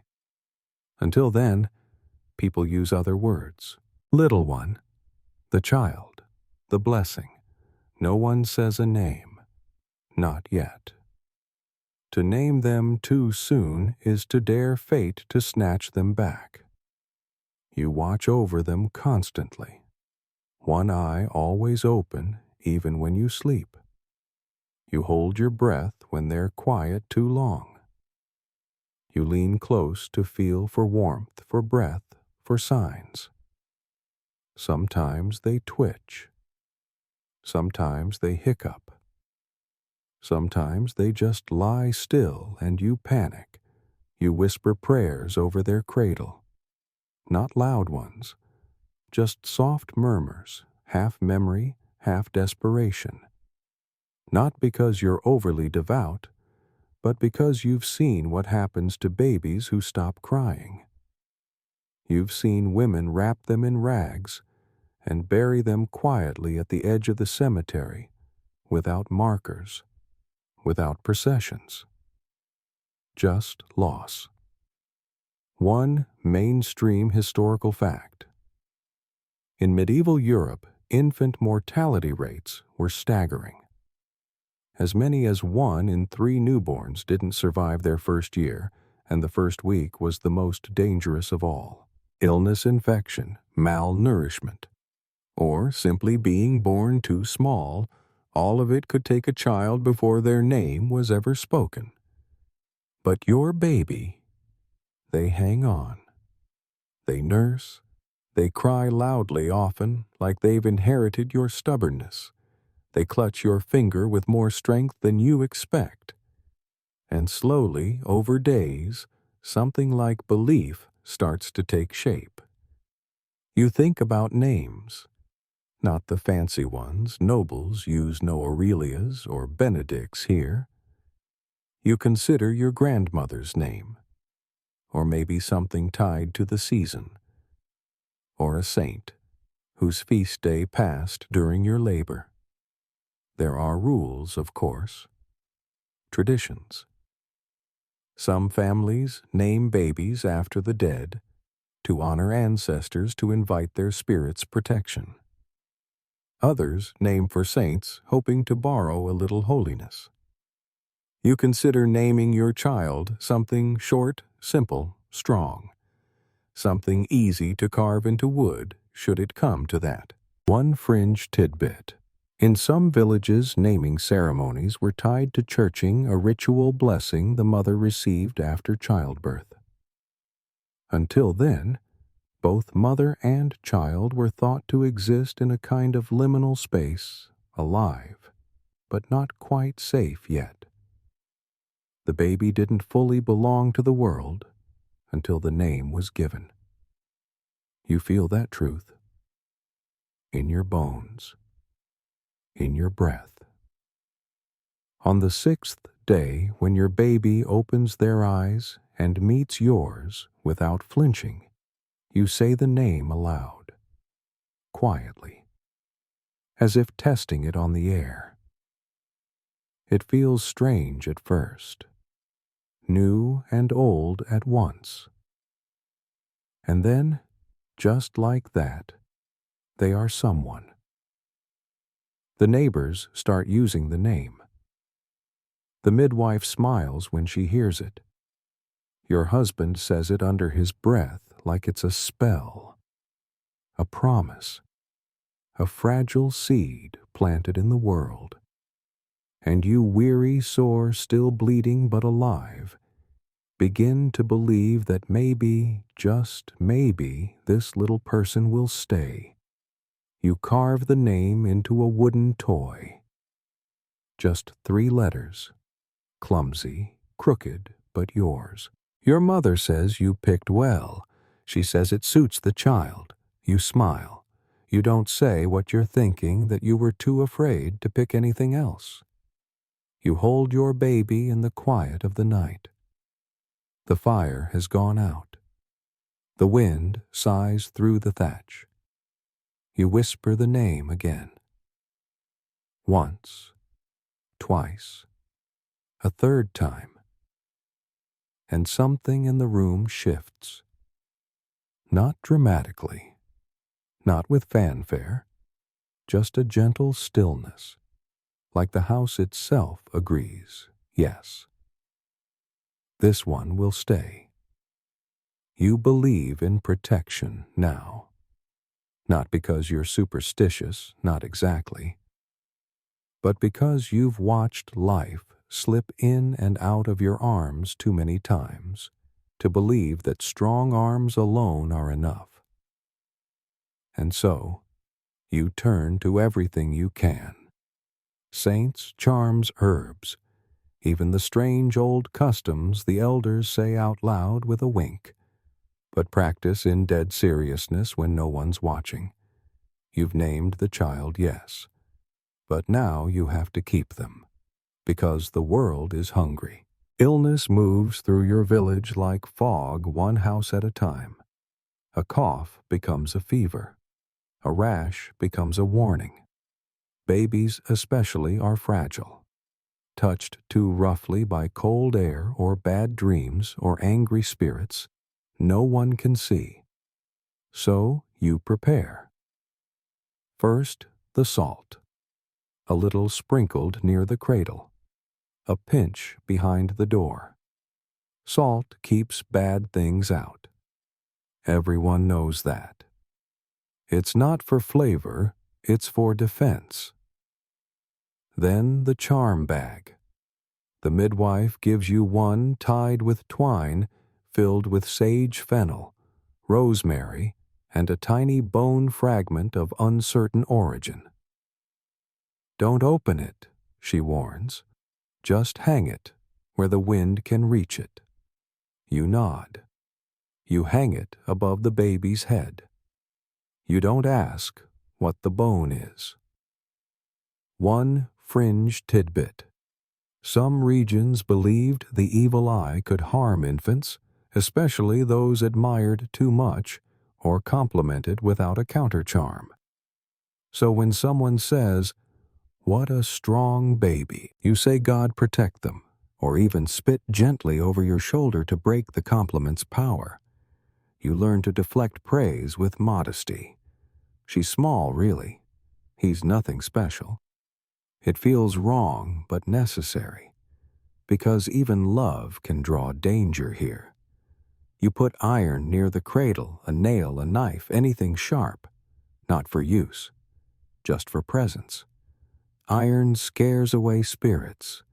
Your mother swears by it. Your cousin says to add a black ribbon. You do both. And then there are the saints.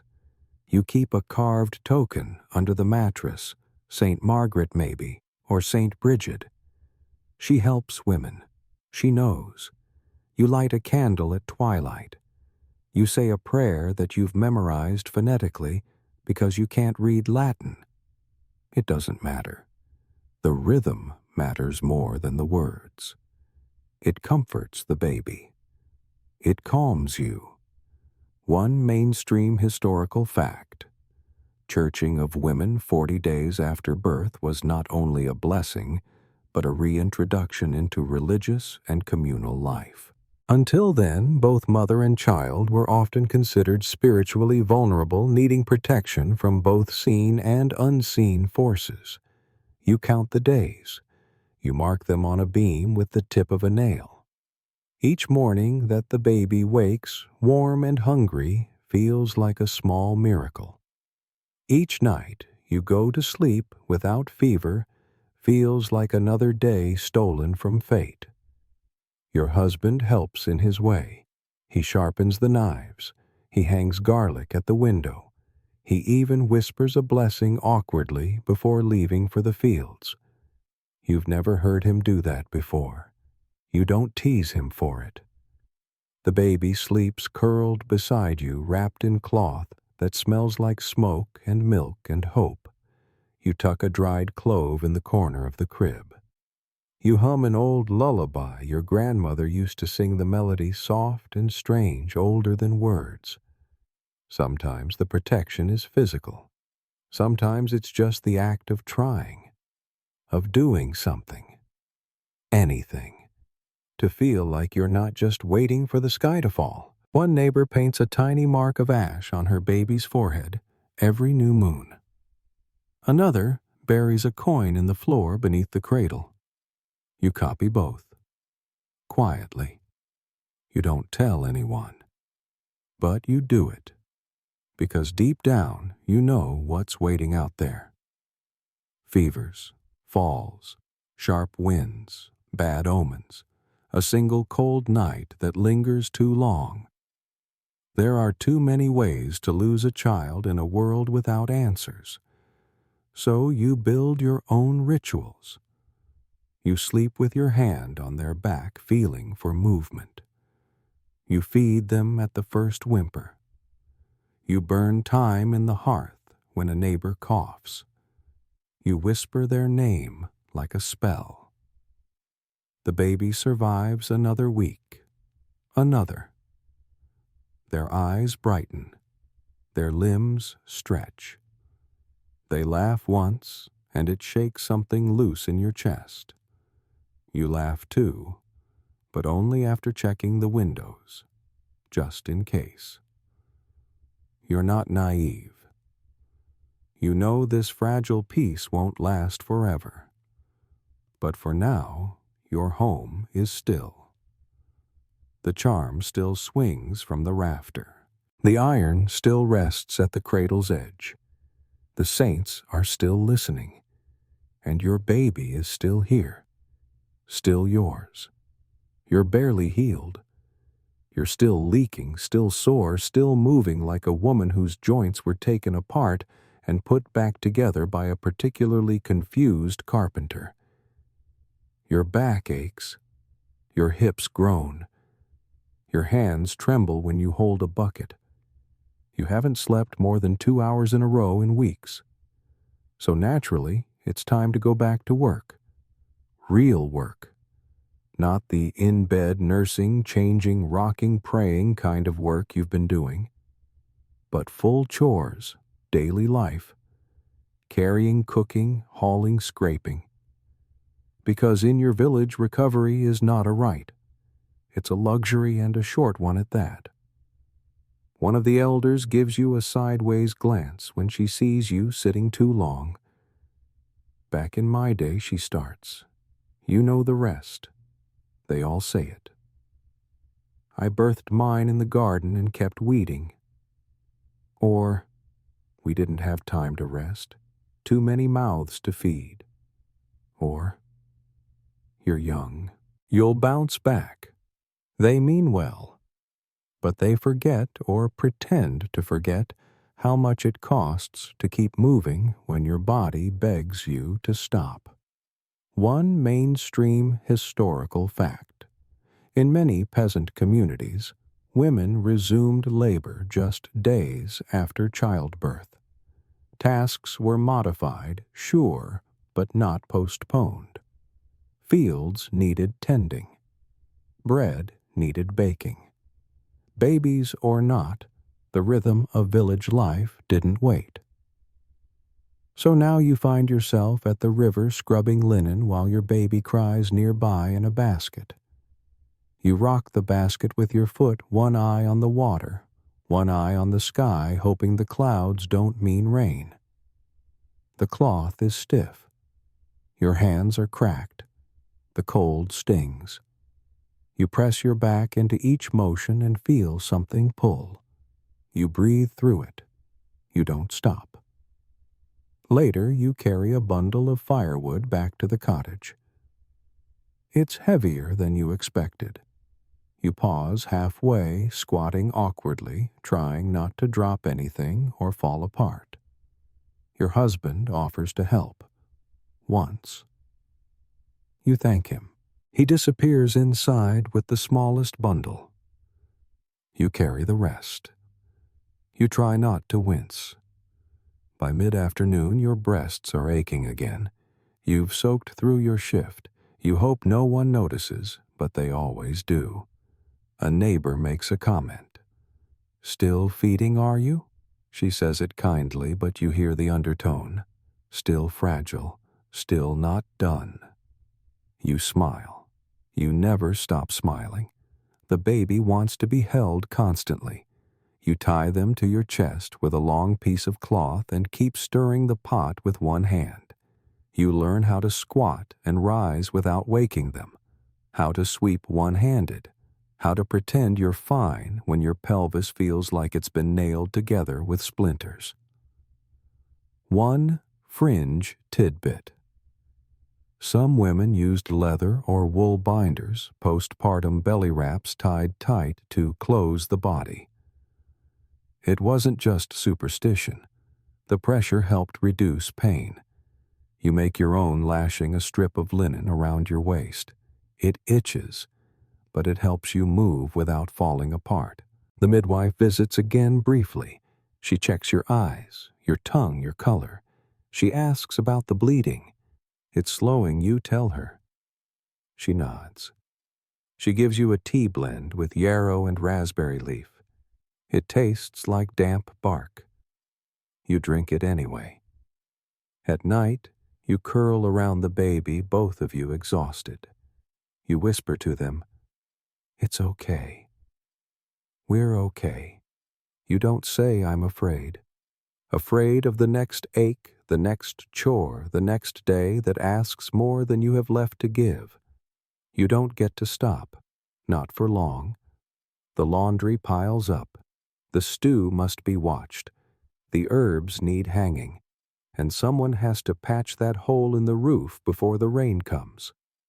The baby cries in your arms, and you rock them while your soup boils over. You mop the floor with a rag tied to your foot. You cry into your sleeve and say it's just the onions. You aren't lazy. You aren't weak. You are healing. But no one talks about that here. They talk about your strength, your return, your good example. No one sees that the good example is built on cracked ribs and clenched teeth. No one asks if you're ready, just whether the bread is done. Breastfeeding never really becomes easy. It becomes familiar, expected, part of the rhythm of your day, like stoking the fire or swatting at flies. But easy. That's a word for things that don't crack your skin or demand your body like a ticking clock you can't silence. The baby's hungrier now, growing, mouth wide and searching every time you shift your weight or loosen your shift. They nurse often every hour, it seems, sometimes more. They suckle in short bursts, then fall asleep, only to wake and wail 5 minutes later as if they just remembered they're alive and furious about it. Your breasts are tired. You are tired. But you don't stop, because you can't. There is no backup plan, no milk bank, no bottle hidden in the cupboard. You are the source. You are it. One mainstream historical fact: breast pumps didn't exist. Neither did refrigeration. If you couldn't nurse and didn't have a wet nurse, a rare privilege outside noble households, your baby was at risk. Some mothers used softened bread soaked in milk or water dripped through linen. Most of those babies didn't survive long, so you nurse. Through pain, through exhaustion, through chapped skin and clogged ducts, and the kind of fatigue that makes the floorboards blur. The baby bites sometimes, not maliciously, just experimenting. You yelp the first time. They cry in confusion. You both recover, eventually. There's cabbage in your shift again, cold leaves pressed against red, angry skin. You've tried everything. Warm cloths, goat tallow teas that taste like the underside of a barn door. The midwife says it'll pass. You don't believe her, but nod anyway. Your body has become public property. Again. Neighbors ask, still feeding, and lean in like they're inspecting a loaf of bread. They offer advice, rub honey, drink ale, chew fennel seeds. Someone suggests painting your nipples with vinegar to stop the baby from biting. You try it. They scream, you cry. You go back to cabbage. One fringe tidbit. In some communities, breastfeeding women were told to avoid certain foods. Onions, garlic beans, lest the baby get gassy or sour in temperament. You've already sworn off half your diet. Now you add leeks to the list. What's left is barley, and disappointment. You worry constantly. Are they eating enough? Are they growing? Are they crying because they're hungry or tired or angry at the moon? You can't ask. You can only guess. Watch for wet cloths. Count how many times they spit up. Listen to the strength in their cry. You start dreaming in cries high, thin, echoing through your skull like a warning bell. Your back aches from curling over. Your arms go numb. You fall asleep upright, baby still latched only to wake in a panic, terrified you dropped them. You didn't. But you check anyway. You try nursing in other positions. Lying down works sometimes until the baby rolls off, or your toddler climbs onto the bed and starts asking questions you don't want to answer. You remember your own mother feeding like this, in the field, at the hearth, behind a curtain during a feast. Always quiet, always private. You never saw the grimace, only the patience. Now you know what it costs. And yet, there are moments. The baby opens their eyes mid-feed and looks at you. Not just sees you, but studies you, as if you are the first and only face in the world. They clutch your finger. Their body relaxes. They hum almost. A contented, instinctual little tune that vibrates in their throat. You forget the pain. You stroke their hair. You whisper their name. You breathe in the warm, milky scent that no candle has ever captured and no bard ever bothered to write about. You think I would do this forever. Then they unlatch and scream directly into your soul. And you remember, oh right, they're also a tiny tyrant. Still, you keep going. You nurse while cooking, while kneading dough, while weeding the garden. You nurse at night with a blanket thrown over your shoulder, swaying like a drunk dancer to the rhythm of survival. You are not graceful. You are not calm. You are necessary. And somehow, even as your skin stretches, and your milk soaks through another shift, and your spine protests every movement, you endure. Because in this village there is no applause for mothers, only the quiet continuation of life. You don't let yourself get too comfortable. Not yet. Not when you've seen how quickly things can change. When one strange cough, one fever that rises too fast, one winter wind slipping under the door at night can take everything. So you wait. You watch. You check your baby's breath 10 times a night, 20 if it's cold. Still, the days start to stretch. The crying grows less frantic. Their limbs fill out. They grip your finger with more purpose. They gurgle when you make faces. For the first time since the birth, you let out a real laugh. One that doesn't sound like it's wrapped in cloth and soaked in bone-deep fatigue. People start visiting again. Not just women, though. They come first, peeking in through the door bearing stale bread and better advice. Wrap the baby tighter. Loosen the wrap, they're too hot. Put a spoon under the pillow to keep away dreams. You do all of it. You don't ask questions anymore. Then the men come. The blacksmith offers a carved toy. The priest arrives with a blessing and a bowl of holy water that he sloshes over your floor more than the child. He mumbles something about purification, says your soul is now restitched to your body, and leaves you with a scrap of cloth bearing St. Zita's name. You're back among the living officially. One mainstream historical fact: churching ceremonies were often required before women could return to communal spaces like church or festivals, symbolizing a spiritual cleansing after childbirth. Until then, a mother was seen as in between both sacred and unclean. But you never stopped living. You just stopped being seen. Now you're visible again, present, accounted for. And the village responds as it always does, with half-helpful smiles and full opinions. They'll be walking in no time, someone says.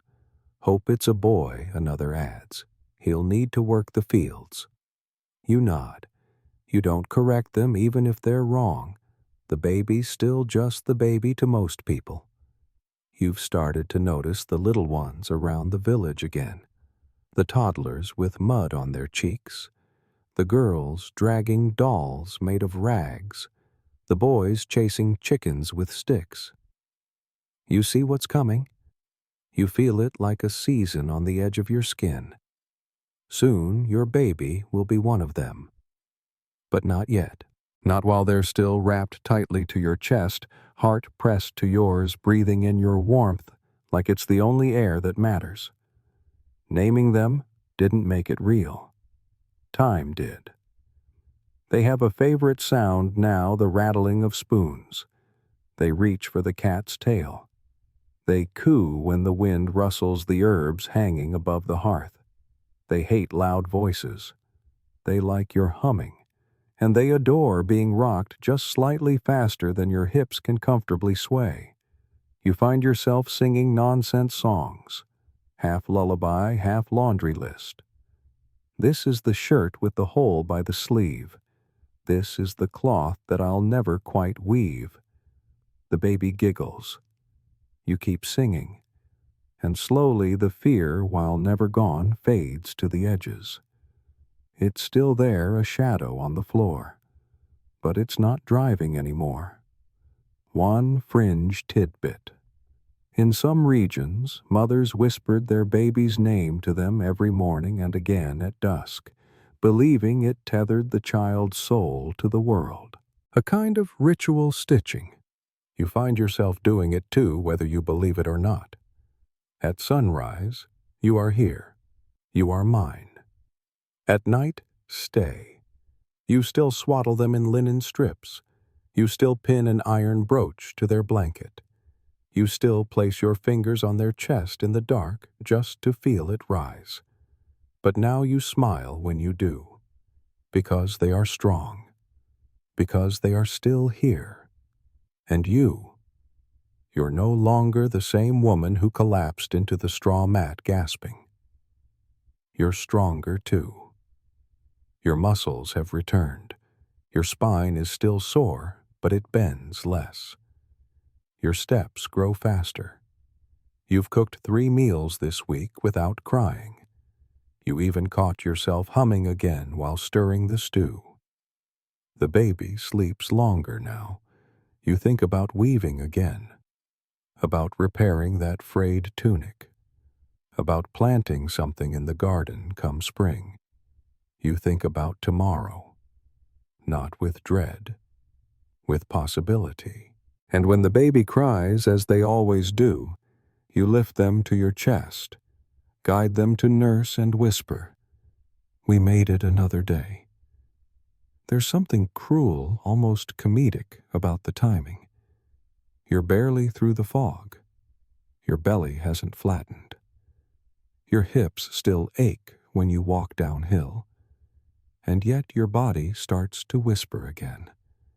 That heaviness in your chest, that flutter in your belly, that strange ache in your back that isn't from hauling firewood or carrying a child on your hip all day. You know it. You recognize it. You're pregnant. Again. You sit very still the first time you feel it, like silence can undo it. Like if you breathe shallow enough, it'll go away. But your body knows.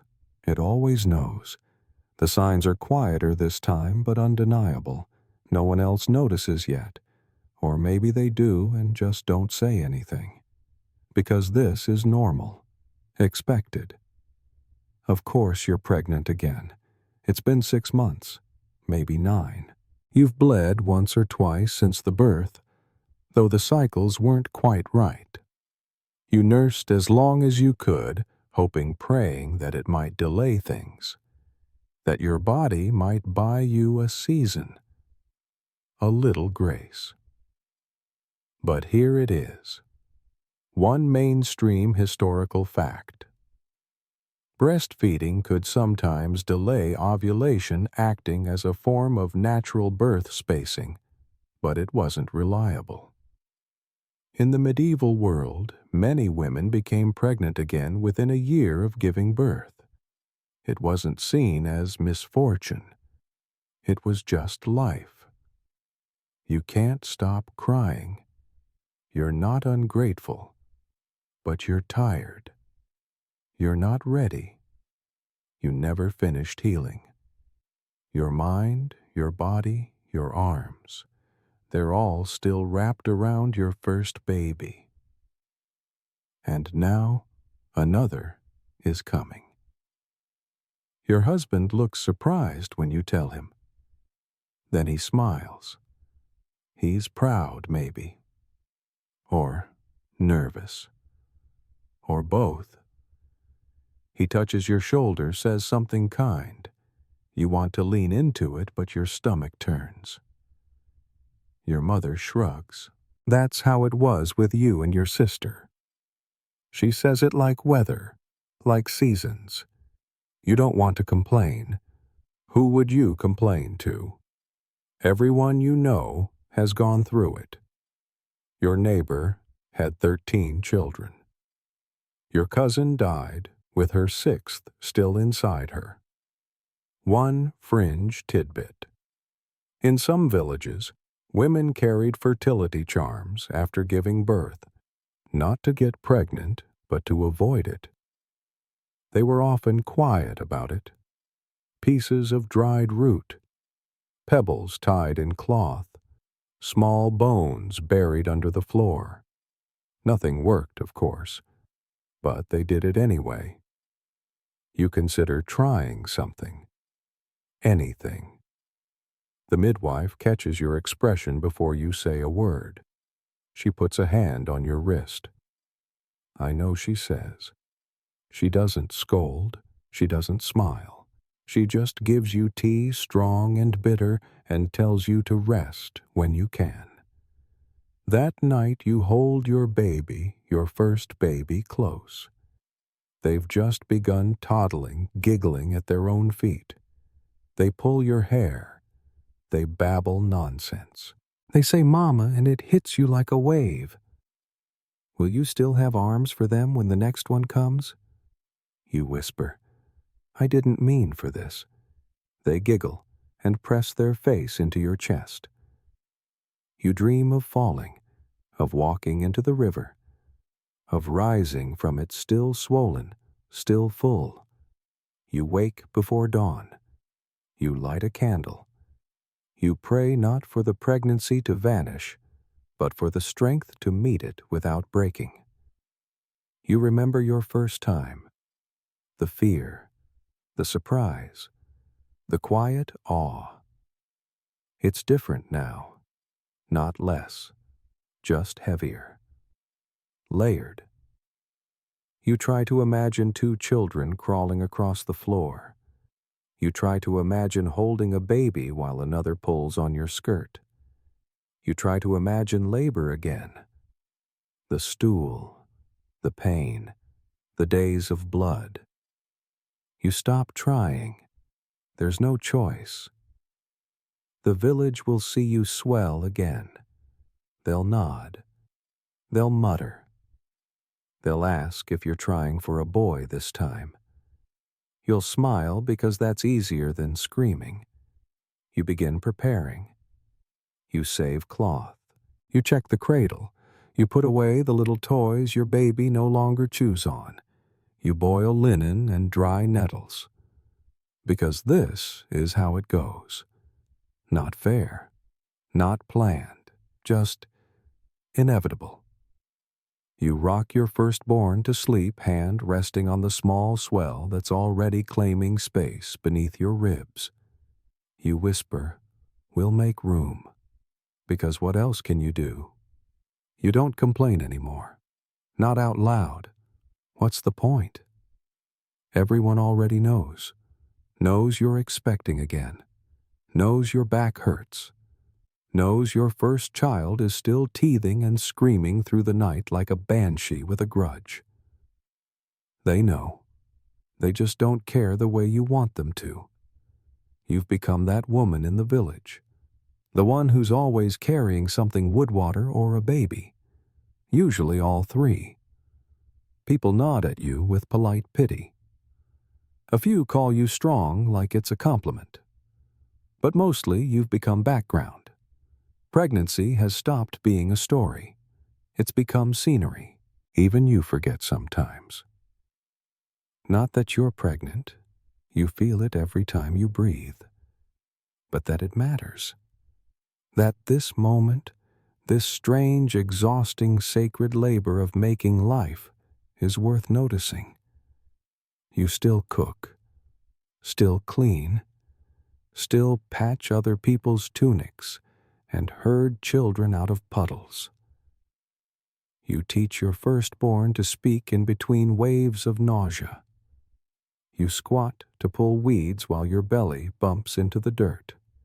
You hold two lives in your body and another in your arms. You are never still. One mainstream historical fact. There were no strollers, no cribs as we know them. Babies were worn or held or swaddled tight and set into cradles shaped like boats so they could be rocked while the mother worked. Many women tied their children to themselves with woven wraps and went about their day. You've done that too. The wrap cuts into your shoulders. The knots ache. But your child is content most of the time, and that's enough.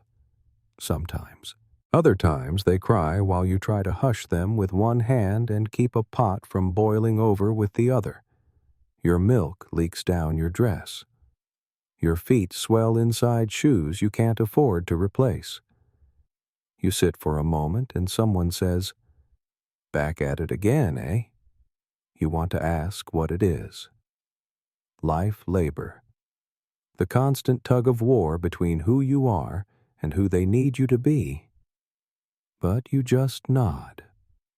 The midwife visits again, not for you, someone else this time. A neighbor with her first. She's scared. She asks 100 questions. You sit in the corner nursing belly heavy and say nothing.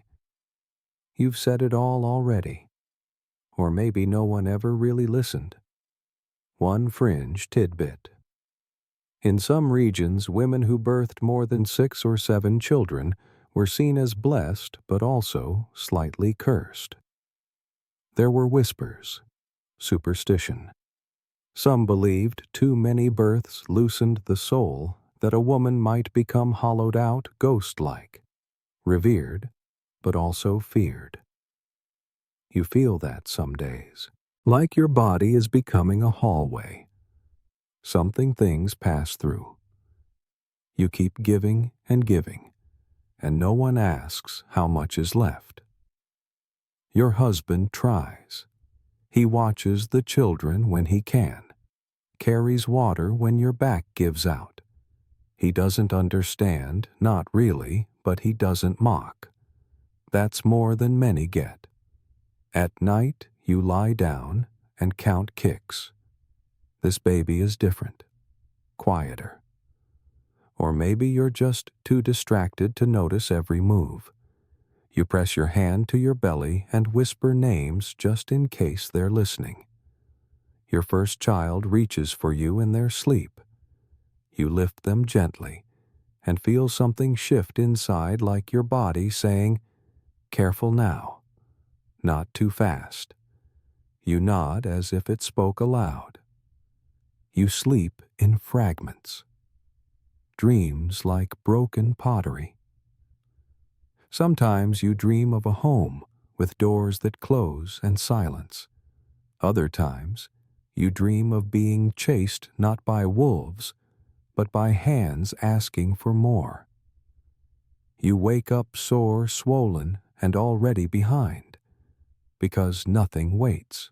The seasons keep turning. The hearth needs tending. The goat is pregnant too, and you feel oddly jealous of the fact that no one expects her to bake flatbread between contractions. You laugh at that, quietly, while your child chews on a stick and your belly tightens again, because this is what it means to be a mother here. Not a miracle, not a martyr, just necessary. You wake before dawn, not because someone calls you, not because a child cries, but because your body remembers.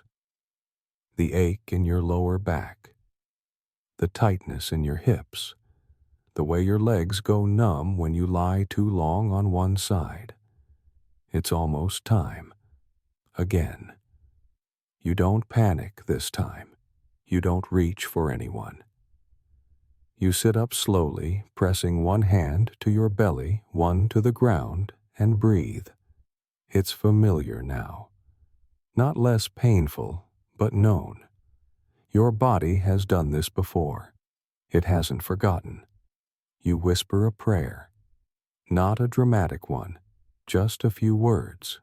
Not even words, really. Just gratitude and fear, all rolled into one breath. The baby is quiet today. The world is too. You rise, light the fire, and start the water. You soak cloths. You steep tea. You stack rags and sharpen shears, not for cutting, but for control. You want to feel like you have some, even if it's just over the linen. You send your first child to a neighbor. They cling to your skirts. You kiss their cheek, press a charm into their hand, and say, "Be good." They're still small, but they understand. Your husband stays near this time. He doesn't ask questions, just moves the wood closer to the hearth and hangs another pot to boil. He ties back his hair, sits, waits. You feel the first true contraction just as the sky turns pale. You grip the table, nod. It started, you say. No drama, no rush, just the truth. The midwife arrives shortly after. She looks older somehow. Or maybe you do. She doesn't speak much, just touches your wrist, your belly, your brow. She nods. Everything is where it should be. You lie down when she says to. You rise when she tells you. You push when the pain says it's time. You scream once, just once. Then you bite down on cloth and hum through the rest.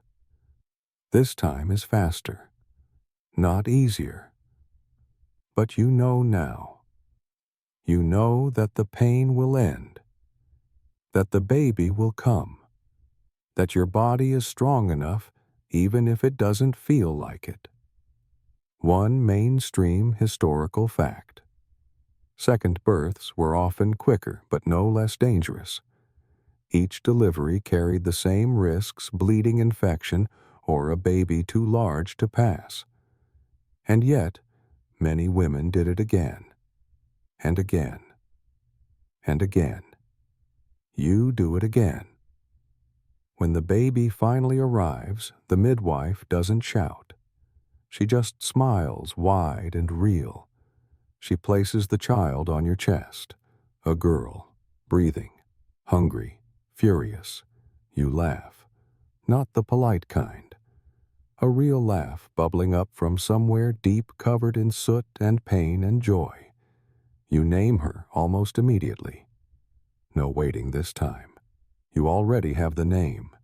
Your husband cries, quietly, like a man who's learned that tears don't make him smaller. You hold her to your breast. She latches. You exhale. And then you sleep. Not long, but long enough, because life doesn't pause. The fire needs tending. The stew will boil dry if you forget it. Your first child will want to meet their sister. But for now, there is quiet. There is warmth. There is this. The night grows quieter now. The fire has burned low, casting a soft orange glow against the worn stone walls of your cottage. Outside, the wind rustles the thatch gently like a lullaby. The village is still. Even the goats have stopped muttering. You lie in your bed, the baby tucked close, her tiny breath rising and falling like waves against your chest. Your body is tired in the way that only mothers know, but it is also strong. Still here, still holding on. You close your eyes and listen to the world shift around you. The creak of wood, the distant shuffle of leaves, a kettle cooling beside the hearth. The ache in your limbs has softened, replaced by a kind of quiet pride. You did it. Again. No one outside your village will ever know your name. There will be no songs, no paintings. But in this small corner of the world, in this one dim room, you are everything. The keeper of life, the bearer of pain, the one who wakes before the sun and carries the whole world in her arms. So rest now.